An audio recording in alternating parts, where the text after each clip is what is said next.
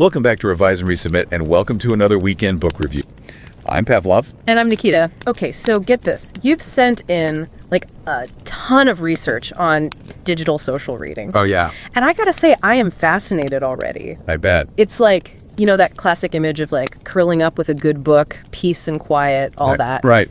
But now it's like the whole experience is changing, evolving. Absolutely. I mean, we're talking algorithms that can track, get this, the emotional arcs in stories. Wow, yeah. And then you've got these online book clubs totally changing how we discover what to read next. That's a whole new world. So we gotta like unpack all of this. For sure, yeah. And I'm even thinking back to like my college lit classes.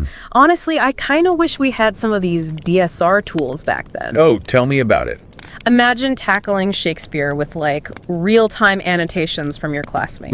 Right. It would change everything. But before we get too ahead of ourselves, Yeah. we should probably like take a step back. Okay. How did we even get to this point? Right. Like reading hasn't always been this quiet solo thing, right? It's exactly. So like time travel break, take us back. Okay. How did people read in like ancient times? Okay. Was it all, you know, scrolls and dramatic readings by firelight? You're actually not far off.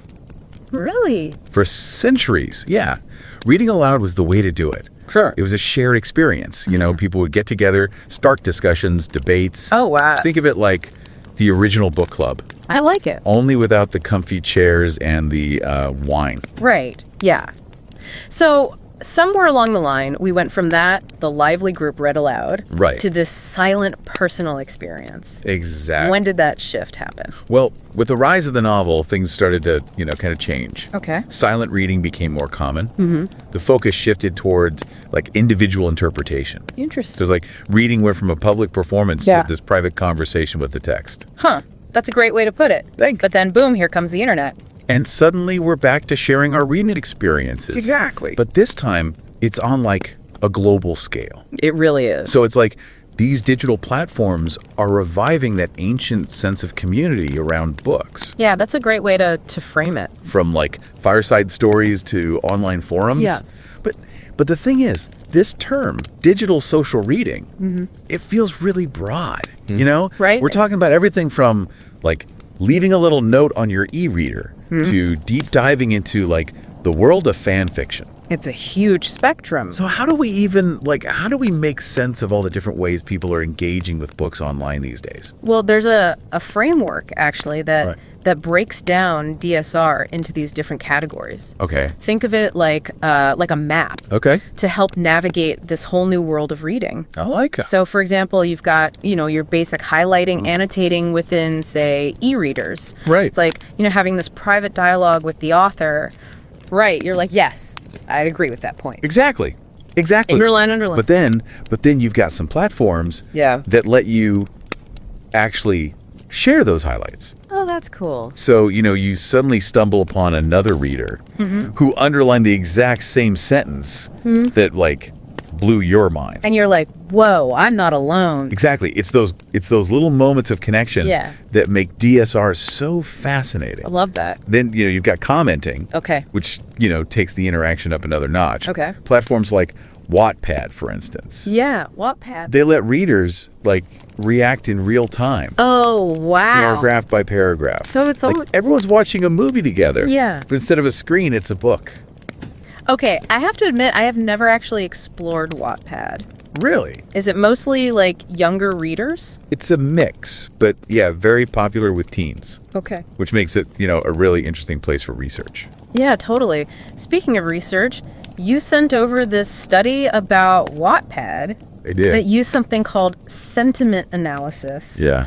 What in the world is sentiment analysis? Well, it sounds really complex. It does. But basically, it's a way to measure the emotional tone of text. Oh, okay. So researchers use this to track, like, the emotional arcs Oh, interesting. in both the stories themselves and the reader comments on Wattpad. So they're basically seeing if like the reader's emotional responses match up with like the ups and downs of the plot. Exactly. That's so clever. It is. And what they found was teen readers, Yeah. especially when it comes to, like, contemporary fiction, they're incredibly in sync with the emotional journey of the character. That makes sense. Like if the story takes a dark turn, Yeah, the comments reflect that. totally. The comments light up with joy. Teenagers, all about those emotions. It's- And it's not just with like, fluffy teen romances, right? This study looked at Pride and Prejudice too. It did. Yeah. Talk about a classic with some complex emotions. Exactly. And here's where it gets really interesting. Okay. The researchers found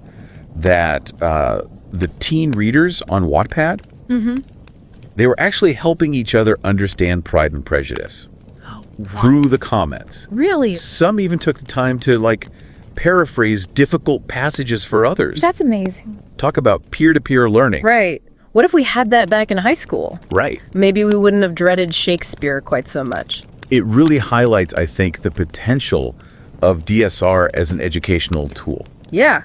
Yeah, absolutely. And speaking of complex communities, Yes. we can't ignore the world of fan fiction, Oh, yeah, fan fiction. often dismissed as, just lighthearted fun. Right. But there's actually a surprising amount of depth there. Okay, full disclosure. Yeah. I'm still a little fuzzy on what fan fiction actually That's asks. What makes it different from, say, just writing a regular story? Think of it as a creative response to existing works. Okay. It's like you take characters and worlds that you love and you explore new possibilities with them. Okay. So you might see, your favorite characters facing new challenges, relationships evolving in unexpected ways, Oh, interesting. even entire alternate universes being created. So is it mostly about romance It can be. and shipping characters? It can be, but there's so much more to it. Okay. Fan fiction often tackles complex themes, social issues,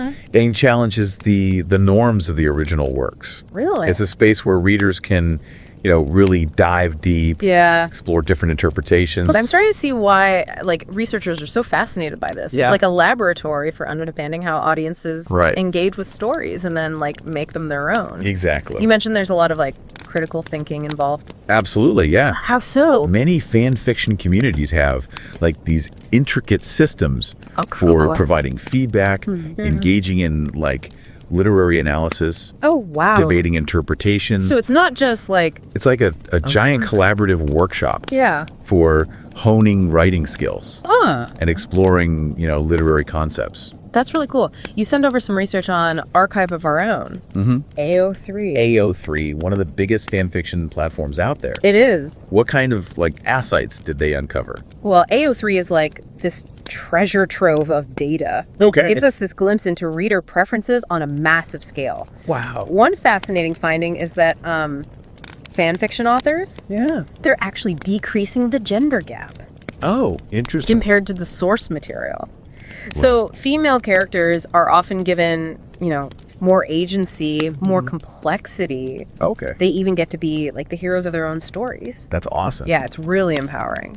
It shows how fan fiction can Yeah. challenge traditional representations Oh, right. and create more inclusive narrative. Exactly. But it's not all serious social commentary. Oh, absolutely not. I've heard whispers about some pretty wild trends in fan fiction. Oh yeah, there's a lot of fun, a lot of experimentation happening. Give me an example. Okay, one example is the rise of specific tropes, Okay. like the Omegaverse. The what? The Omegaverse. Okay, I have to ask. Yeah. What in the world is the Omegaverse? It's a little complex to explain concisely. Okay. But imagine a world with unique social hierarchies Okay. and biological differences Okay. that influence characters' relationships, their destinies. That's interesting. It often involves themes of, power dynamics, predetermined roles, Okay. and let's just say Yeah. things can get pretty intense. All right, listeners, we'll leave that to your imagination. But the point is, fan fiction is a diverse and fascinating landscape. It really is. It can be thought-provoking, challenging, and maybe even a little bit wild. Absolutely. But now with all this talk about these online communities, Right. recommendations, I have to wonder, are platforms like Goodreads Yeah. shaping our reading tastes more than we realize? Good question. Is the algorithm nudging us towards certain books It's possible. and potentially limiting our exposure to diverse voices. Yeah, it's a valid concern. Because we don't want to get stuck in like a reading rut where we just keep reading the same kind of stuff. Right, exactly. We miss out on new authors and perspectives. Absolutely. There's a, legitimate concern that the algorithm with its personalized recommendations and, those star ratings could create a sort of echo chamber. Right, where we're only exposed to books that align with our existing preferences. Exactly. Like the Netflix effect, where you end up like just watching very similar shows over and over again. That's a great analogy. But here's the thing. Okay. You sent over some research comparing like Goodreads data with library borrowing patterns. Right. And there's a surprising amount of overlap. There is. Like the same books that are popular on Goodreads are often the ones like flying off the shelves at libraries. Exactly. Which suggests it's not so much the algorithm like dictating our tastes, but rather reflecting broader cultural trends. Okay. What's resonating with readers at a given moment. So it's like Goodreads is tapping into the collective reading consciousness. Yeah, that's one interpretation. I like that. And it suggests that the algorithm might be more of a mirror than a puppet master. Okay. But, this doesn't mean we should just blindly trust online recommendations. Right, absolutely. I mean, I've discovered some amazing books. Oh, for sure. Through, like, Goodreads reviews. Yeah. But I've also, learned to take those recommendations with a grain of salt. It's all about finding that balance, right? Between trusting the algorithm and actively seeking out diverse voices. Yeah. We'll dive into that, a bit later. Yay. But first, let's talk about one of the biggest criticisms of digital social reading. Lay it on me. Some people are concerned that it's actually making us less engaged with the text. Oh, really? Yeah. You mean like we're so busy commenting and highlighting that we're like missing the deeper meaning? Exactly. Is digital social reading ruining reading? That's the $1 million question. Right. And surprisingly, the research suggests it's not so black and white. Okay. There's evidence that DSR can actually enhance emotional engagement. Really? And comprehension. Okay. But we'll delve into that after a quick We'll delve into that more later. Exactly. Yeah. All right. Cool. Yeah. It might seem counterintuitive at first. Right. Like more interaction would mean less focus. Yeah. But think about it. When you encounter a passage in a book that evokes like a really strong emotion, sharing that reaction with other people can actually like amplify the feeling. Oh, totally. It's like you have this built-in support group. I like that. For your literary adventures. For all the feels. Exactly, for all the feels. Yeah, it's like when you finish a really good tearjerker. Oh, yeah. And you just need to talk to someone about it. You got to process it. Otherwise, you'll explode. But take us out. But how does that translate to actually understanding a book better? Well, because those shared reactions can often lead to like deeper insights. Oh, okay. When you see how other readers are interpreting a passage, it can spark new connections in your own mind. Okay. Or challenge your own assumptions. It's like having, a dozen different lenses. I like that. Through which to view the story. Right, yeah. But what about those who say, like, DSR makes us lazy readers? Oh, yeah, that's a good point. Like, we're so focused on what everyone else thinks that we're not forming our own opinions. It's a valid point. Right. But I would argue that DSR, when used thoughtfully, can actually encourage more critical thinking. Oh, interesting. Instead of passively absorbing the text, you're actively engaging with different viewpoints, evaluating their merits. Okay, so it's not just about blindly accepting someone else's interpretation. No, not at all. It's about using those perspectives as a springboard. As a starting point. For your own analysis. Kind of like what we're doing right now. Exactly, we're modeling it. Right. And let's not forget the power of those shared annotations. Oh, yeah, the annotation. For boosting comprehension. Think back to, those really dense passages. Oh, yeah. In classic literature. And like Moby Dick. Moby Dick, exactly. So many whales. So many whales. Wouldn't it have been helpful to see how other people unpack those complex sentences, historical references, all of that? 100%, yes. It's like having like a built-in study guide. Yeah. But it's created by, the readers themselves. Exactly, the community. Right. And it's not just about decoding those difficult passages, those annotations can also point out, symbolism. Connections you might have missed. Yeah, totally. It's like crowdsourcing literary analysis. I like it. But in a way that feels like really organic and engaging. Yeah. And this can be especially beneficial, I think, for younger readers. Okay. Who are, still developing those critical thinking skills. Right. Like training a whole new generation of super readers. Yeah. Super readers equipped with these digital tools. Yeah. And this collaborative spirit. Yeah. But as with anything, there's got to be a flip side. Of course. What about the potential downsides of DSR? Right. Are there any risks we should be aware of? Definitely, yeah. It's important to approach DSR with a critical eye. Okay. Just like any online space, there's potential for, misinformation, echo chambers, the influence of algorithms. Right, because we don't want to get trapped in this bubble. No. Where everyone just agrees with each other and we miss out on challenging or opposing viewpoints. Exactly. Those are so important. Right. And we need to be mindful of the power dynamics at play. Okay. Popular reviewers, influential online personalities. Right. They can really sway opinions. Yeah. Create a kind of a herd mentality. Yeah. Oh, okay. I see that. So how do we navigate this complex landscape? Right. And use DSR for good? It's a balancing act. We need to be aware of those potential pitfalls while also, embracing the possibilities. Yeah.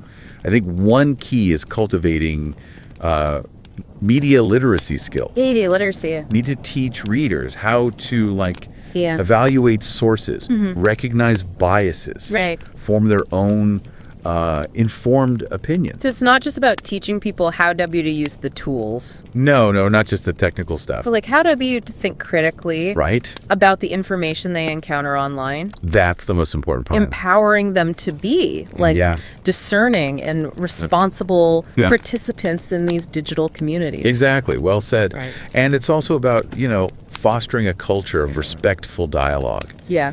Even when there are differing interpretations. Right. DSR should be a space for thoughtful engagement. Yeah. Not flame wars or trolling. Right. No negativity. No negativity, exactly. Okay, so we've talked about the past, the pitfalls. Now let's look ahead. Okay, the future. Any predictions for what the future holds for digital social reading? Ooh, predictions. Are we all going to be reading in virtual reality, surrounded by holographic annotations? Well, I don't have a crystal ball. Right. But it's safe to say technology is going to keep shaping how we read, how we interact with stories. Okay. As algorithms become more sophisticated, we'll likely see even greater personalization. Okay. Imagine, your e-reader suggesting books based on your mood. Whoa. Current events, even your location. Okay, that's either incredibly cool, right, or a little creepy. Yeah, it's a fine line. Yeah. Depending on how much you trust the algorithm to know you that well. You know you that well, yeah. But I think there's also this growing pushback against the over-reliance on algorithms. Oh yeah, I'm seeing that too. People are craving authenticity, connection. Yeah, a sense of control over their online experiences, which I totally get. And we're seeing this reflected in the rise of curated book lists, independent book blogs, online communities that prioritize genuine interaction over those algorithmic recommendations. It's a good reminder that technology can enhance our reading lives, for sure, but it shouldn't dictate them. Absolutely not. So it's this dance between personalization and the human touch. Yeah.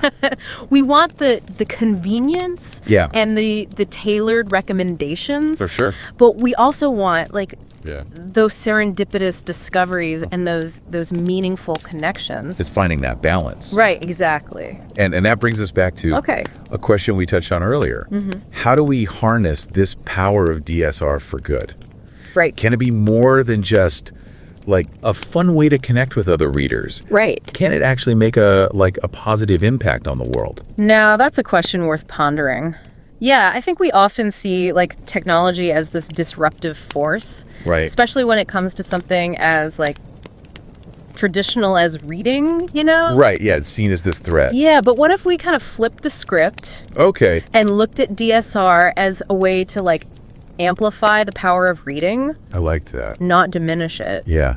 Imagine like classrooms where students are using DSR to engage with literature in a whole new way. Okay. They yeah. could be, annotating texts together, debating interpretations in real time, Oh, wow. even collaborating on like creative writing projects Okay. inspired by the books they're reading. It's like taking those lively book club discussions we talked about earlier Serious. and bringing them into like the 21st century. That's right. Students could connect with like peers from all over the world, Right. share their perspectives, expand their understanding of different cultures through literature. I love that. And it's not just limited to, Right. formal education settings. Yeah.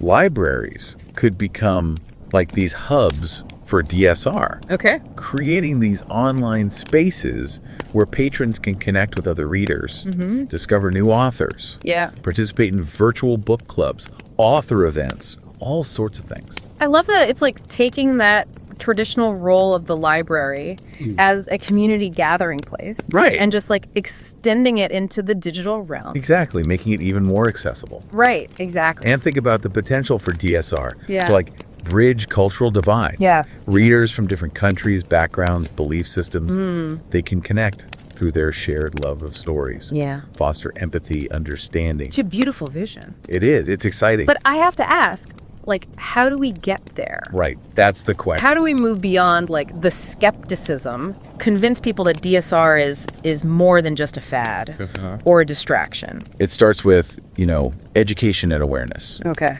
We need to showcase the research Yeah. that demonstrates the benefits of DSR Right. for learning, comprehension, even social emotional development. It's not just about like fun and games. No, it's a powerful tool. Right. We need to show people that, It's about changing the narrative yeah, exactly. around DSR. Instead of viewing it as this threat to traditional reading, we need to embrace it as an ally. A powerful ally. Exactly. And this involves, investing in research and development. Okay. Exploring the best ways to integrate DSR into different learning environments, communities. Yeah, make it Accessible, create user-friendly platforms. Right. Develop effective pedagogical strategies. So it's a multi-pronged approach. It really is. We also need to like address those concerns. Yeah. Misinformation, echo chambers. The dark side of the internet. Right, exactly. So how do we make sure that DSR is fostering like healthy dialogue, Right. exposing readers to diverse perspectives? This is where media literacy comes in. Okay. Big time. Media literacy. We need to equip readers with the skills to think critically about online information. Right. Recognize biases. Yeah. Discern fact from fiction. So it's not just about the technology itself. It's about like how we use it. Exactly. And the critical thinking skills we bring to the table. I couldn't have said it better myself. Right. DSR has this incredible potential, Yeah. but it's really up to us to shape that potential, make sure it's used for good. Right. For the betterment of reading. Of reading, of society. Of society. We need to be mindful of, Yeah. the ethical considerations, promote responsible use, Right. and prioritize, the well-being of reader. Where's behind the screens? Exactly, the humans behind the screen. It sounds like the future of reading is a collaborative effort. It really is. It takes a village. It's not just about developers creating, these fancy new platforms. Yeah. It's about educators, librarians, researchers, and readers themselves. The whole ecosystem. Yeah, coming together to shape this evolving landscape. I love that it's an exciting time to be a reader. It is. And I truly believe that DSR, when approached thoughtfully, ethically, Yeah. has the power to transform not just how we read, Right. but how we learn, connect, understand the world around us. This deep dive has been a real eye-opener for me. Oh, good. I'm glad. I'm walking away with like a whole new appreciation Yeah? for the complexities and the possibilities of DSR. It's been a pleasure exploring this topic with you. Likewise, and to our listeners, Yes. we encourage you to keep exploring the world of DSR. Yeah, don't be afraid to dive in. Dive into those online communities. Share your thoughts, your reactions. Connect with other readers. Connect with fellow readers who share your passion for stories. And remember, Yeah. whether you're reading a physical book, an e-reader, Right. or engaging in those lively online discussions, Yeah. the most important thing is to just keep that love of reading alive. Beautifully said. Until next time, happy reading.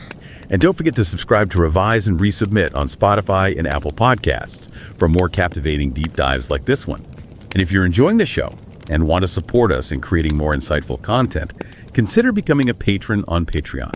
Every contribution helps us continue this journey of exploration and discovery. Until next time, keep those minds curious, keep questioning, and keep revising and resubmitting.